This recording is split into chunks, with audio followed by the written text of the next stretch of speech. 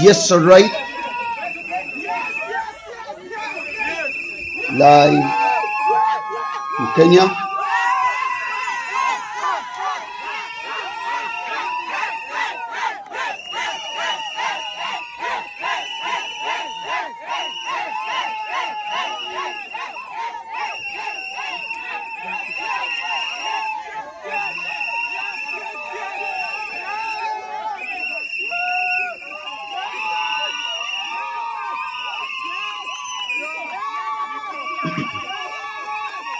All right, now after 39 days in hell, in torture chambers, Kenya's Bobi Njagi and Nicholas Oyoo, political activists, have been finally released by the shameless criminal regime in Uganda.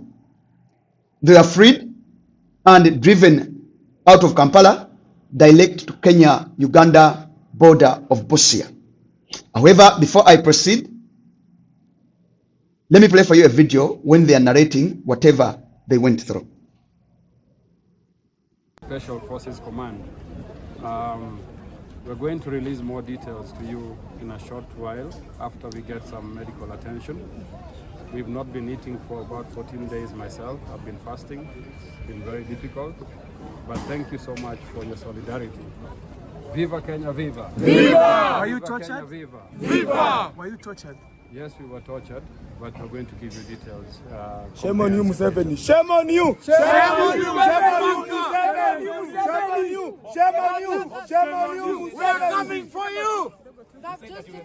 Now listen, it was never an arrest, because even for the last 39 days, the government of Uganda could not account for their whereabouts, even amidst calls from the opposition in Uganda, but also from different actors in Kenya. It was never an arrest, it was a kidnap. I was doing a fast, but at the same time, the kind of food you have been given is not really food. We have been dehumanized, if I say so. What did they accuse you for? Can we allow them to breathe a little bit? So no question. They were tortured, dehumanized, maybe they were even sodomized. You never know. But that is the conduct of the militia government in Uganda. They're talking about SFC, Special Forces Command. A militia group, I would call it a militia group because of its nature of conduct. The way they conduct their business, their modus operandi is in line with militia activities. So, they were abducted, at the same time kidnapped by the Special Forces Command, a militia group that purports to be protecting the presidency in Uganda. All along, it has been operating as an illegal entity until the beginning of this year when they amended the UPDF Act 2025 and they created it to be a unit of the army. It is a unit of the army in Uganda as of today, but operating as a militia group. Because according to them, it is the SFC that captured them, abducted them, kidnapped them, and throughout the 39 days, they have been in torture chambers, being tortured by the notorious son of dictator Yoweri Museveni by the names of Muhoozi, Kaine Rugaba. Chairman of the Free Kenya Movement, I'm so delighted to be back home. I want to thank all Kenyans for standing in solidarity with us. Mostly we have the media, the Fourth Estate, for putting our story almost on a daily basis. The human rights organizations, Amnesty International, LSK for the Hubers Corpus, we have the Defenders Coalition, KHRC, Vocal Africa, you know them all. We want to thank you so much for standing with us all through this time. I can't forget my family as well. They've gone through a very terrible and horrific time. 38 days of abduction was not easy. We didn't think we were going to come out alive because we were being abducted by the military. We have been kept by the military in Uganda for this under the Special Forces Command. We're going to release more details to you in a short while after we get some medical attention. We've not been eating for about 14 days myself. I've been fasting. It's been very difficult. But thank you so much for your solidarity. Viva Kenya, viva! Viva! Viva Kenya, viva! Viva! Yes, we were tortured, but we're going to give you details. Shame on you, Museveni. Shame on you! Shame on you, motherfucker! Shame on you! Shame on you! Okay. Shame on you! We are coming for you! Now, I was doing a fast, but at the same time, the kind of food you're okay, that is their statement. Whatever they went through, in the days to come, they'll keep on at least telling us the kind of torture that was unleashed on them by the brutal militia group of SFC in Uganda. However, after their release, we also got a post from Bobi Wine, the president of the National Unity Platform, because on the day of their abduction, they were attending the rally of His Excellency Bobi Wine when he was launching his manifesto for the ongoing presidential elections in Uganda. And according to the statement from Bobi Wine, after 39 days of incommunicado detention and torture, our Kenyan brothers Bobi Njagi and Nicholas Oyoo have been dumped at the Kenya-Uganda Busia border.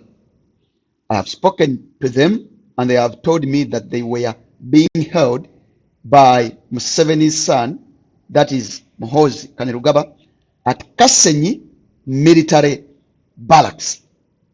So, the military barracks where they are being held, they were put under a torture chamber. And this is the experience every single individual in Uganda who is opposing the criminal regime goes through every single day. As I talk now, we are in election season. But again, it looks like as if Uganda is at war. It is like a war zone. Looking at the events that unfolded yesterday. So, I keep on asking myself, what is the essence? What is the significance of the useless, toothless, stupid East African community? What do we gain from this integration that we talk about? Because we don't have anything in common. Is it the nature of operation of the economy? Is it on political grounds? Because I think at this time, the only thing that we have in common is the nature of operation of governments in East Africa that are reading the script of Yoweri Museveni. Because every single government now in the region, look at what is happening in Kenya, look at what is happening in Sudan, look at what is happening. I'm talking about Southern Sudan because it is part of the East African community. Look at what is happening in Tanzania. All the heads of state are implementing the modus operandi of dictator Yoweri Museveni. They are reading the same script. You get? So what is the essence of having this useless community whereby even we cannot travel freely within the region?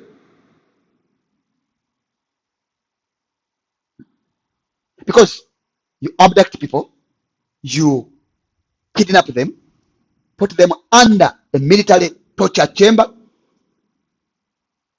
Many stakeholders have been making calls about the whereabouts of these individuals, and the government of Uganda has been extremely silent. We even reached a point of where people petitioned the court of Uganda and requested for them whether they are dead or alive. The government stayed silent. The government of Kenya made efforts even to engage the government of Uganda at the diplomatic level. See the government of Uganda with impunity. They stayed silent until they felt the pressure.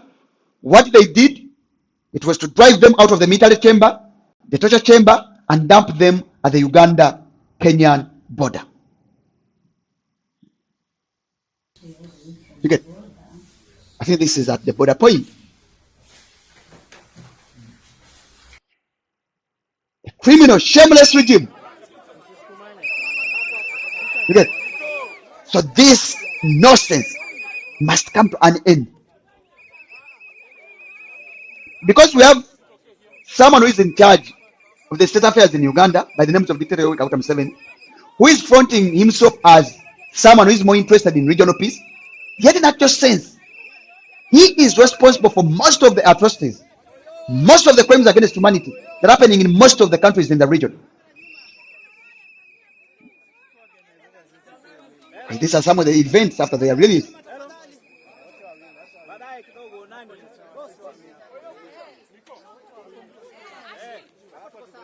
The region never used to operate in this way. Never at all.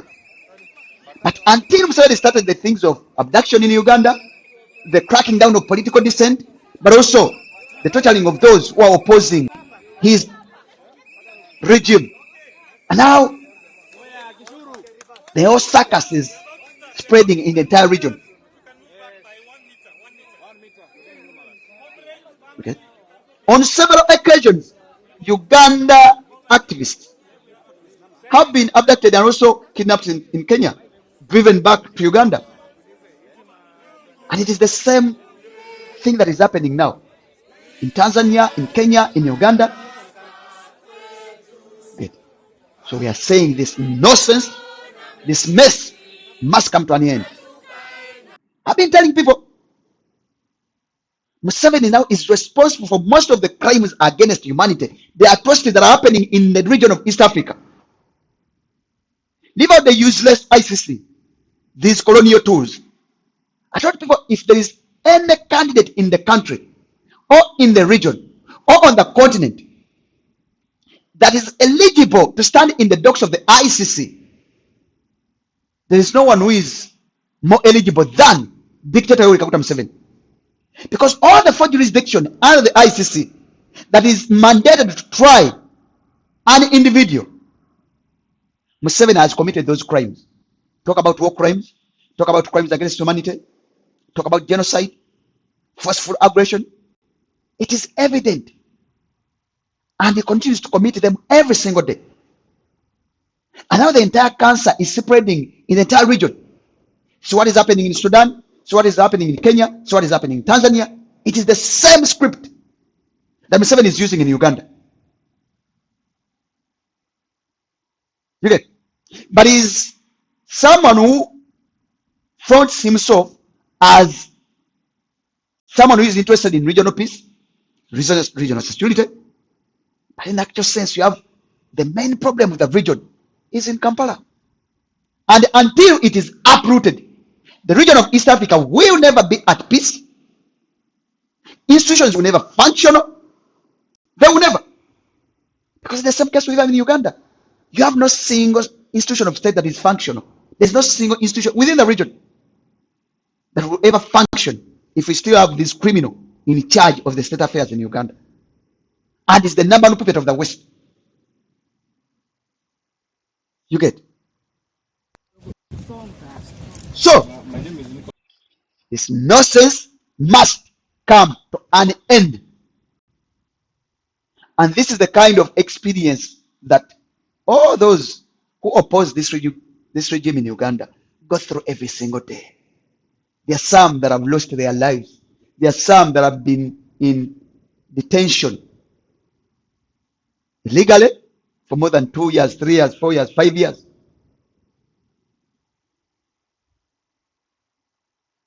You get? So, expect more to happen as long as the criminal regime in Uganda is still in charge of the state affairs in Uganda, but also control the regional affairs. Because most of the leaders in the region have been compromised. Look at Luto, look at Salva Kiir, look at Suluhu. That is why today they are implementing the same script that Museveni is executing in Uganda. So this mess must come to an end. And at one time, I think the entire region, we must come together and speak one language. Of course, the Kenyans, I applaud them. They do not entertain this nonsense. At least they stand up and speak up. The Tanzanian people, they also stood up amidst the brutality of the state, amidst the impunity and the response, the brutal response, and the force that was being unleashed to them by the regime in Tanzania. They stood the ground and opposed the criminal regime in Tanzania, and they couldn't entertain the sham elections that were organized and conducted by President Suluhu Samir, who was competing against herself.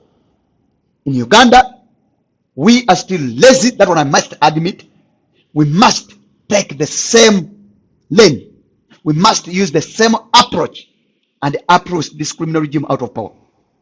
But the moment we stay compliant, amidst having a government that has no respect for the rule of law, amidst a government that has no respect for constitutionalism, amidst a government that does not comply with the laws in Uganda, with its constitutional mandate, then we still have a long walk to freedom. My name is Nicholas Oyoo, and I want to thank you because what you went through is something that I didn't imagine can happen.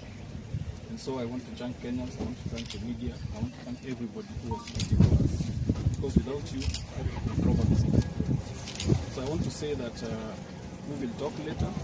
For now, let us deal with the questions that we are having here. And I think thank you for what Kenyans did for us.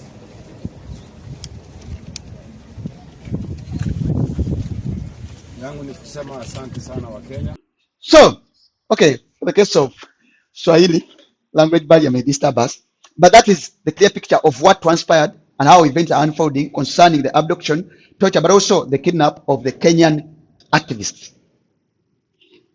Like I said, this criminal, the thug, is responsible for all these militia activities. At one time, he said that he would attack Kenya and maybe shut down Nairobi in hours. At one time, it was like he can attack Sudan and cause mayhem there. And he's doing the same thing in Congo, where they are looting resources, they are looting minerals, they are looting gold. Today, as we talk, Uganda is compensating Congo over 330 million US dollars, in line with the minerals that were looted by the criminal regime in Uganda in the late 90s and in the early 2000s. This is in line with the judgment of the ICC.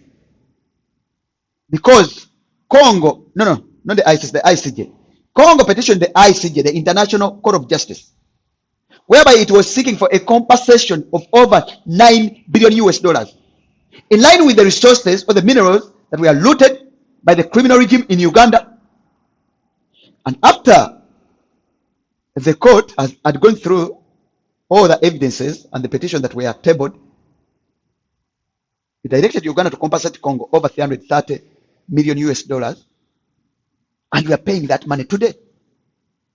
So it is on record that Museveni has been at the forefront of committing atrocities, crimes against humanity, genocide, war crimes, not only in Uganda, but in the entire region. And his son, his notorious son, is also applying and executing the same script. Remember, they are building a monarchy whereby Museveni has already fronted his son to succeed him if he happens to die in power. And he continues with the mantle. So, we have the responsibility as Ugandans, we have the responsibility as East Africans to stop this nonsense, to stop this mess.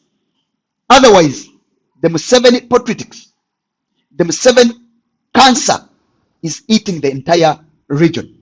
And this mess must come to an end.